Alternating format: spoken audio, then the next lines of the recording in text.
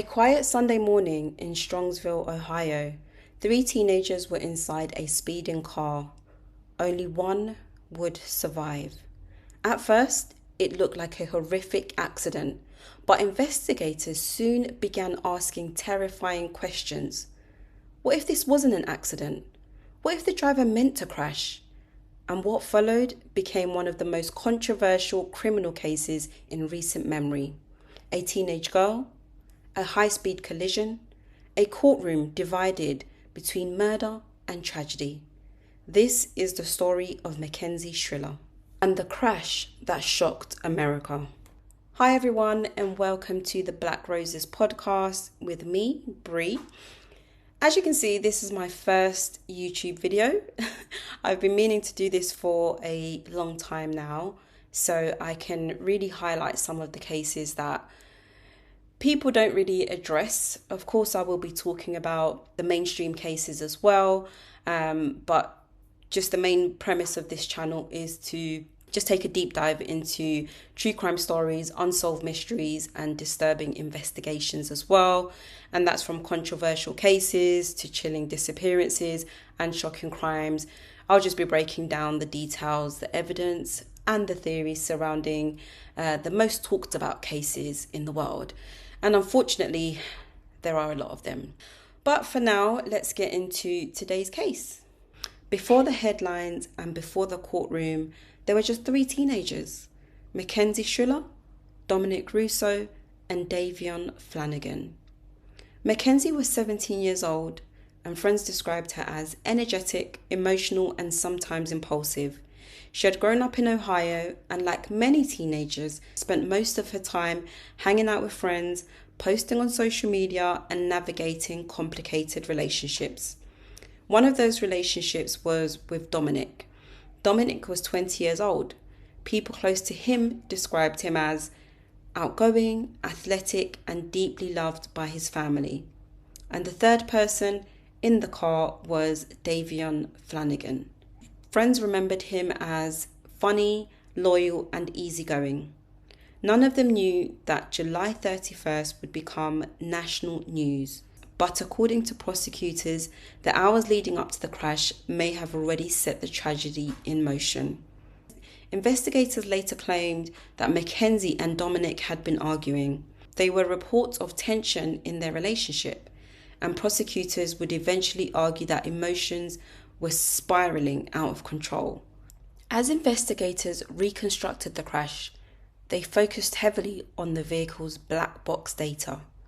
According to prosecutors, the information showed the car accelerated aggressively, the steering remained stable, and there was no braking before impact. Prosecutors argued that Mackenzie made a conscious decision to crash the vehicle. To them, this was evidence of intent. The defense saw it very differently. Mackenzie's attorneys argued that this was a tragic accident caused by reckless driving, not murder. They pointed to her age, her emotional state, and the lack of direct evidence proving she wanted anyone dead.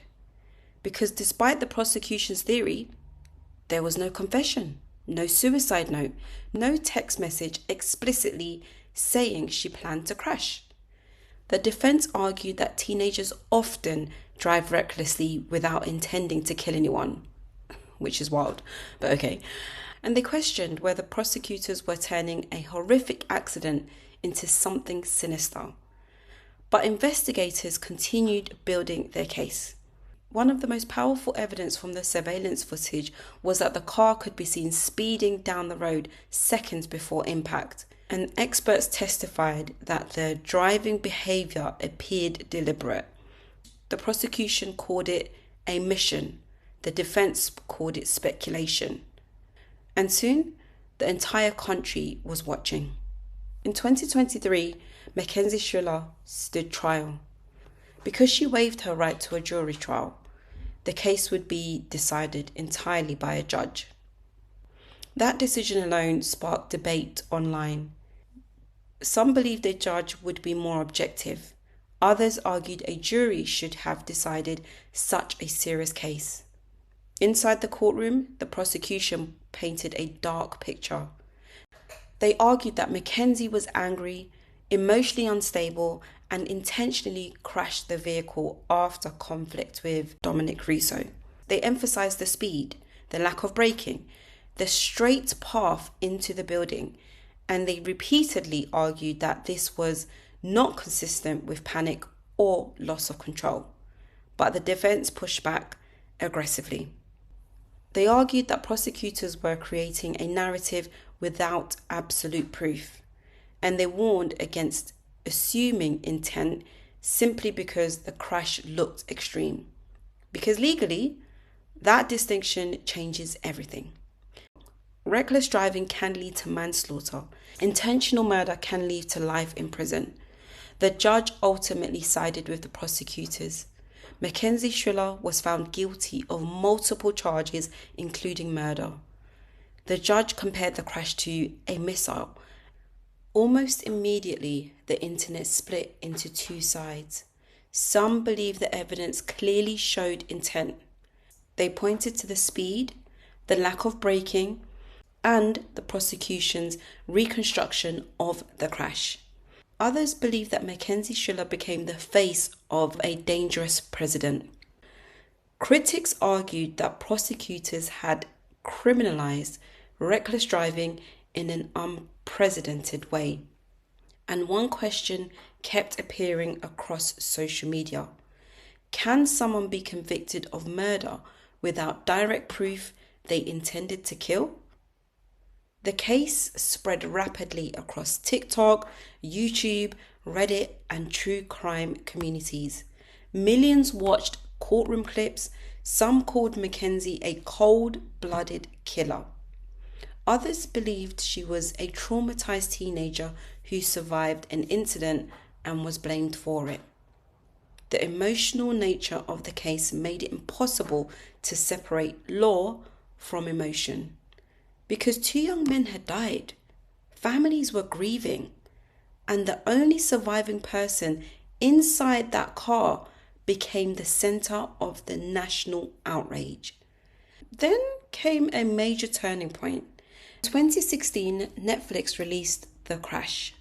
The documentary revisited the evidence, the trial, and the public controversy surrounding the case. Supporters of the conviction believe the documentary confirmed what prosecutors argued from the beginning, that the crash was intentional. But critics believe the documentary exposed unanswered questions about mental health, teenage impulsivity, and whether intent had been proven beyond a reasonable doubt. The documentary introduced the case to millions of viewers, and once again, social media exploded with debate. Was Mackenzie Shirilla a murderer? Or was she a reckless teenager involved in a devastating accident? Even years later, people cannot agree. At the center of all the headlines, the arguments, and all the controversy are three young lives forever connected by one moment. Dominic Russo is gone, Davion Flanagan is gone, and Mackenzie Shirilla will likely spend her years behind bars. Do you believe the crash was intentional? Or do you think that prosecutors went a little too far with the murder charges? Let me know your thoughts in the comments. And if you enjoyed this episode, don't forget to like, subscribe, and turn on your notifications for more true crime videos here on the Black Roses podcast. Thanks for watching, and I'll see you again next time.